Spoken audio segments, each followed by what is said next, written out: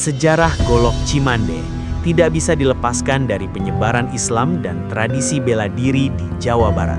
Meskipun secara etimologis, Cimande merujuk pada sebuah aliran yang lahir di kaki Gunung Gede, Bogor oleh Abah Khair pada abad ke-18, namun Banten, khususnya wilayah Serang, menjadi tanah persemaian yang sangat subur bagi perkembangan fisik dan filosofi senjata ini. Banten, sebagai pusat kesultanan yang memiliki sejarah perlawanan panjang terhadap kolonialisme, membutuhkan simbol kekuatan yang praktis. Golok Cimande kemudian bertransformasi dari sekedar alat pertanian menjadi instrumen perang para jawara. Tokoh utama di balik kemasyhuran golok ini adalah Abah Khair. Legenda menyebutkan bahwa teknik silat dan bentuk goloknya terinspirasi dari pengamatan terhadap alam, gerakan binatang, dan aliran air.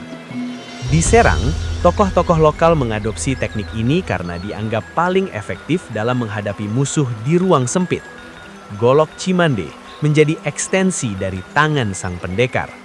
Hubungan antara pendekar dan goloknya sering dianggap sebagai hubungan batin. Golok bukan benda mati, melainkan pendamping perjuangan. Untuk memahami mengapa golok Cimande begitu dihormati, kita harus membedah struktur fisiknya secara detail. Besi malela. Pada zaman dahulu, pandai besi atau pande menggunakan besi malela yang terkenal ulet namun tajam. Baja per atau spring steel. Di era modern, material dari baja per kendaraan sering digunakan karena memiliki keseimbangan antara kelenturan agar tidak patah saat beradu dan kekerasan agar tajamnya awet. Punggung bilah biasanya cukup tebal sekitar 5 hingga 8 mm di bagian pangkal dan menipis ke arah ujung. Ini berfungsi sebagai penyeimbang gravitasi saat menebas. Berbeda dengan pedang yang memiliki dua sisi tajam, golok Cimande hanya tajam di satu sisi atau single edge. Sisi punggung yang tumpul sering digunakan untuk menangkis atau mematahkan serangan lawan tanpa harus melukai secara fatal. Prinsip perlindungan diri. Filosofi macan.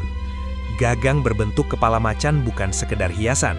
Macan dalam budaya Sunda dan Banten melambangkan maung atau manusia unggul atau simbol keberanian dan kewibawaan.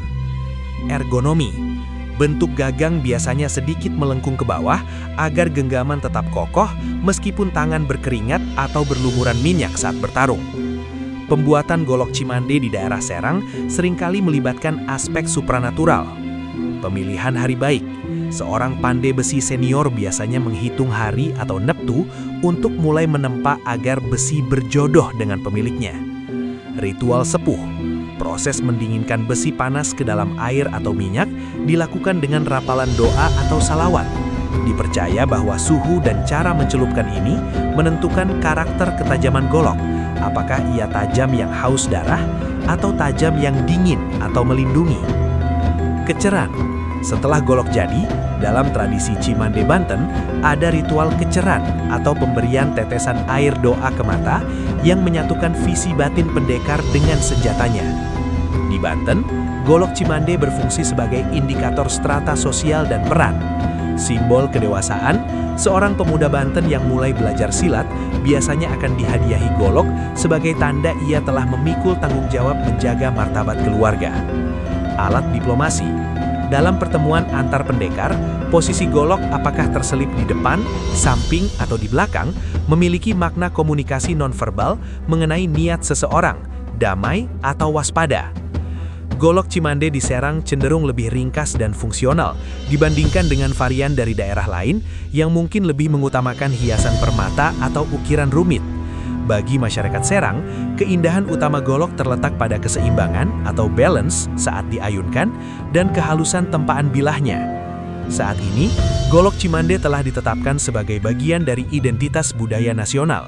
Ia bukan lagi senjata untuk perang fisik di zaman modern, melainkan simbol keteguhan hati, warisan seni Tempalogam, dan pengingat akan sejarah kepahlawanan masyarakat Banten dalam merebut kemerdekaan.